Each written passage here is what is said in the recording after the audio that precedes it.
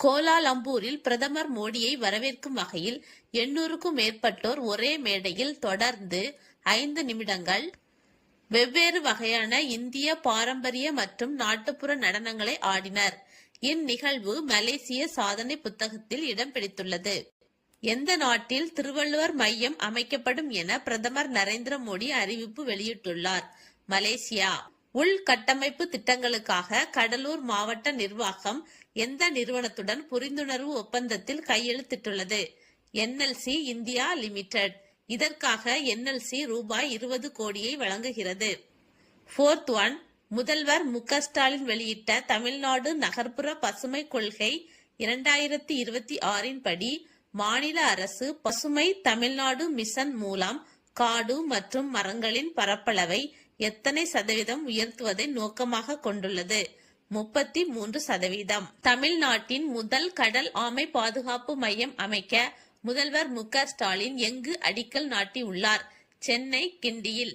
தமிழ்நாடு மாநில அறிவியல் மற்றும் தொழில்நுட்ப மன்றம் சமீபத்தில் எந்த அறிவியல் மாநாட்டில் முதல் பரிசை வென்றது? 38வது கேரள மாநில அறிவியல் மாநாடு. நமது மாநிலத்தின் முதல் ஒளிரும் பூங்காவை முதல்வர் எங்கு திறந்து வைத்தார்? மாமல்லபுரம். 13வது இந்தியா கிர்கிஸ்தான் கூட்டு ராணுவ பயிற்சி கஞ்சர் 13 எங்கு நடைபெற்றது? அசாமின் மிசாமரியில். பழைய சோறு மாரத்தான் 2026 ஓட்டப்பந்தயம் எங்கு நடந்தது? சென்னையில். சமீபத்தில் சுமார் 148 வகையான லைக்கன் இனங்கள் எங்கு கண்டுபிடிக்கப்பட்டுள்ளன? ஒடிசாவின் மயூர்பஞ்ச் மாவட்டத்தில் உள்ள சிமிலிபால் தேசிய பூங்காவில். இந்தியாவின் முதல் பிரத்யேக கண்ணாடி அருங்காட்சியகம் எங்கு உருவாக்கப்பட்டு வருகிறது? உத்தரப்பிரதேசத்தில். இந்தியாவின் முதல் பெரிய அளவிலான பசுமை யூரியா உற்பத்தி அமைப்பு எங்கு அமைய உள்ளது? ஆந்திர பிரதேச மாநிலத்தில்.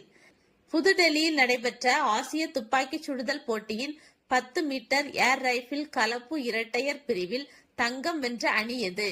இந்திய அணி. பருப்பு உற்பத்தியை ஊக்குவிக்க எந்த மாநிலத்தில் 25 விதை கிராமங்களை உருவாக்க உள்ளதாக மத்திய வேளாண் துறை அமைச்சர் சிவராஜ் சிங் சவுகான் தெரிவித்துள்ளார். கர்நாடகா மாநிலம். நேபாளத்தில் நடைபெற்ற தெற்காசிய கால்பந்து கூட்டமைப்பின் 19 வயதுக்குட்பட்ட கால்பந்து மகளிர் சாம்பியன்ஷிப் போட்டியில் வென்ற அணி எது?